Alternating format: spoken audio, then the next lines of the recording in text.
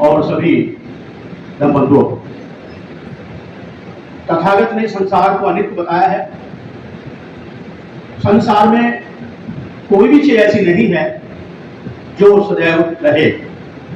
वनस्पति, मनुष्य, जीव, प्राणी हर सभी नश्वर है। कई बार क्वेश्चन प्रश्न उठता था तथागत को के सामने था कि संसार नश्वर है, फिर भी जिसका जीवन हमारे साथ गुजरता है, साथ रहते हैं, तो दुख तो हमें होता ही है।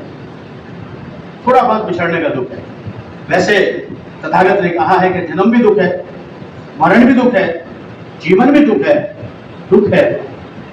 तो लेकिन फिर भी क्योंकि हम मनुष्य हैं, प्राणी हैं, इसलिए जब परिवार से कुछ जाता है तो दुख तो होता ही है, बिछड़ने का दुख हो जाता है।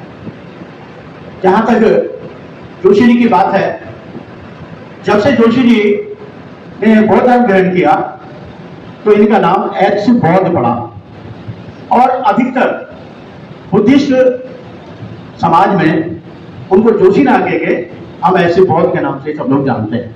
ये सभी को मालूम है इस बात का।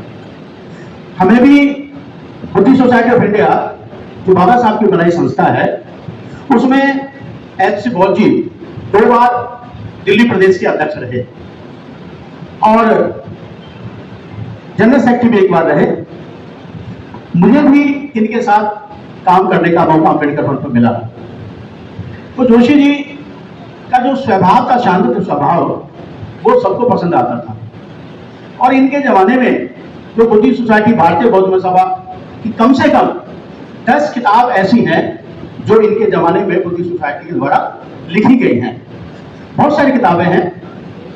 नागपुर का भाषण जो बाबा साहब ने दिया था वो भी इनके अध्यक्षता में ही इसमें लिखा गया, और बहुत सारी किताबें इनमें लिखी गई। तो वो जो समय था इनके समय का, अम्बेडकर भवन का, बुद्धिस्ट सोसाइटी का, भारतीय बौद्ध महासभा का एक स्वर्ण काल के रूप में हम लोग उसको जानते हैं। बहुत अच्छे व्यक्तित्व थे, बहुत अच्छे। कई बार तो थोड़ा सा नाराजगी हो जाते थे जब साधारण क्षेत्र में हमारे में प्रोग्राम होता था, तो जो अध्यक्ष होते हैं उनका नंबर बाद में आता है। तो कई बार जोशी जी शांत बोल के नाराज हो जाते थे कि यार जब सब लोग उठ जाते हैं जब मेरा नंबर आता है। तो अच्छे वक्ता थे। एक तथागत बुद्ध एक बार बैठे हुए थे, देशना दे रहे थे, तो एक काफिला जा रहा था। काफिला, तथागत ने कहा भिक्षु से कि भिक्षु ये देख के आइए कि ये क्या बाज रहा है। एक भिक्षु गए, उन्होंने देखा और देख करके फिर उनको बताया। भिक्षु भंते ने पूछा बुद्ध ने कि भंते क्या है? कि जी एक गांव का सेठ है, बहुत बड़ा अमीर है, और उसके पीछे उसकी डेथ हो गई है और उसके पीछे कुछ लोग जा रहे हैं। तो वो चुप रहे। उसके बाद फिर कभी दोबारा प्रश्न उठा तो उन्होंने कहा कि भंते देख के आइए कि ये क्या बाज रहा है। वो भिक्षु दोबारा गए तो उन्होंने देखा कि एक मृतक शरीर जा रहा है, बॉडी जा रही है, और उसके पीछे हजारों आदमी लगे हुए हैं, बहुत सारी भीड़ है। तो उसने कहा, किसी ने उनसे पूछा था कि श्रेष्ठ कौन है?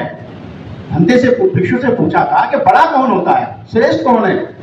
तो तथागत ने उसका जवाब दिया कि जो जिसके पीछे कम लोग थे वो बहुत करोड़पति आदमी था, लेकिन करोड़पति होने के साथ साथ मिशन में नहीं था, सामाजिक नहीं था। और जिसके पीछे सैकड़ों आदमी थे वो व्यक्ति गरीब था, लेकिन मिशन नहीं था, धार्मिक व्यक्ति था। तो पैसा या विशेष रूप से धन संपत्ति कोई विशेष मायने नहीं रखती, उसके मुकाबले के आदमी धार्मिक है या आदमी सामाजिक है। तो जो गणपति जी, जो गणराज जी, इनका 26 जनवरी 1955 को इनका जन्म हुआ और 9 जून 2026 को इनका निर्माण हुआ। तो करीब 72 वर्ष की हुई और शादी के बाद इनके साथ रही। ये प्रश्न बहुत बड़ा है कि जब व्यक्ति बड़ा बनता है, परिवार में बड़ा होता है, हस्बैंड अच्छा होता है, अच्छा समाज में काम करता है, तो उसका नाम तो होता ही है, लेकिन उसमें पत्नी का बहुत बड़ा योगदान होता है। अगर पत्नी का योगदान ना हो तो कितना ही भी विद्वान आदमी, कितना ही अच्छा आदमी सामाजिक नहीं बन सकता। तो आज इस अवसर पर मैं अपनी तरफ से और बुद्धि सोसाइटी ऑफ इंडिया भारतीय बौद्ध की तरफ से श्रद्धा सुमन करता हूं और ये आशा करता हूं कि जो एचसी बौद्ध जी ने अपने जीवन में एक सामाजिक सम्मान, धार्मिक सम्मान कमाया है, उनके बच्चे उसका ध्यान रखेंगे और आगे अपना कार्य चलाएंगे। इन्हीं शब्दों के साथ सभी को जय भीम, जय भारत, नमो बुद्धाय। ये व्याख्यान नहीं, सम्मान है, आदर है या श्रद्धांजलि है उनके प्रति जो हमारे बीच अब नहीं है। आदरणीय हमारे श्रद्धेय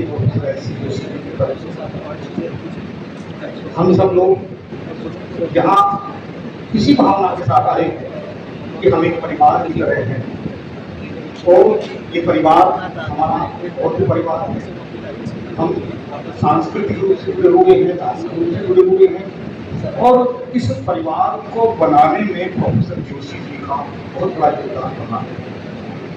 मैं जब युवा था, पढ़ता था, उस समय मैं कुछ लोगों को सुनने के लिए, मैं गाजियाबाद का रहने वाला था, तो दिल्ली आया करता था, कभी कभी साइकिल से आता था और उस समय 4-5 विद्वान थे जो बहुत अच्छे वक्ता थे।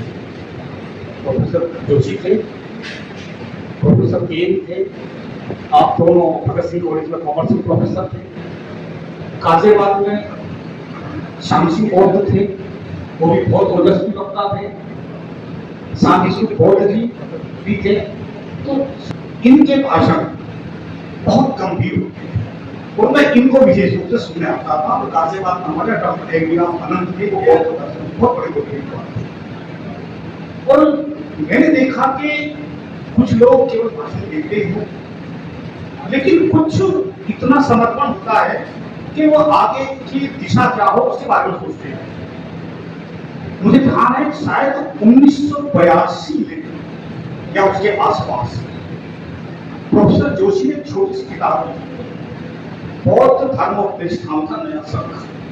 तो और लिखा हो तो सब चीजें अलग है, तो जानते हैं। उन्होंने धर्मगढ़ का संपादन किया, लिखा करी, लेकिन वो मैं बहुत महत्वपूर्ण किताब मानता हूँ। जोशी साहब से जिक्र भी किया जो उस किताब का पुनर्मुद्रण होना चाहिए। वो इसलिए उसने उन्होंने बताया उसमें कि बहुत सारे जो धर्म कैसे फैलता है, वो धर्म को फैलने के लिए जब तक हमारे धर्मगुरु या हमारे वो भिक्षु, हमारे धर्माचार्य, जब तक उन्हें इतना ज्ञान नहीं होगा, जब तक उनको वो दिशा नहीं होगी, वो आगे कैसे पहुंचाएंगे।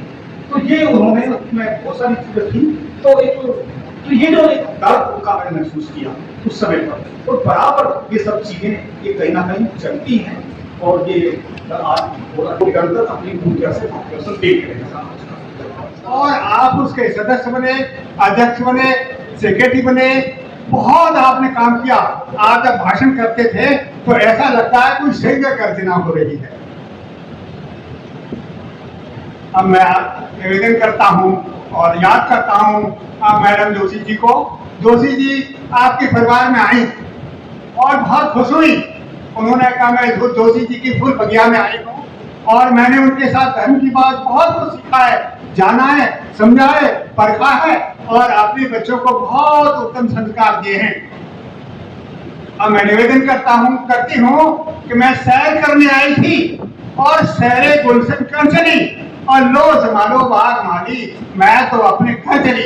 इन्हीं शब्दों के साथ मेरी तरफ से और आप सभी सदस्यों की तरफ से मैडम जी को हार्दिक मंगल कामनाएं अर्पित करता हूँ। भंते जी को बंदामी और आप सभी को क्रांतिकारी नमो बुद्धाय, जय हिंद।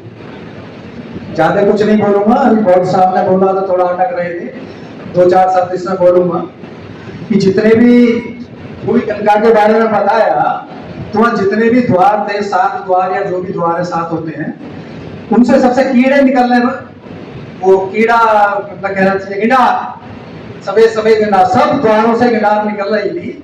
तो उस समय ये बताया है बौद्ध साहब ने कि भाई कोई ले लो फ्री में नहीं लिया, तो थोड़ा सा उसमें मैं कर रहा हूँ, बाकी मैं कुछ नहीं बोलूंगा।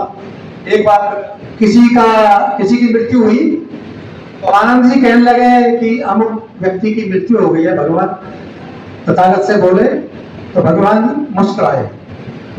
अब ये आनंद बड़े गुस्से में हो गए, कह अरे मैं मौत की बात कर रहा हूं, आप मुस्कुरा रहे हो। तब उन्होंने, भगवान ने उनको समझाया कि जो मृत्यु है, जो कि ज्ञान प्राप्त हुआ था, वो क्या हुआ था? दुख से मुक्ति। तो असली जो है, जैसे कि बौद्ध साहब ने बताया, बाद में दुख तो होता ही है जब ज्यादा दुख बीमार रहता है, तो इसलिए दुख से मुक्ति है। और बौद्ध साहब तो इसके बहुत, क्योंकि ये अध्यक्ष रहे हैं, भारतीय बौद्ध महासभा के सफल अध्यक्ष रहे हैं, बहुत काम किया है, इनको तो मालूम ही है, इसलिए मुझे ज्यादा बोलने की जरूरत नहीं है। ये दुख से मुक्ति है, इससे ज्यादा मैं कुछ नहीं बोलूंगा, बच्चों के लिए, सबके लिए।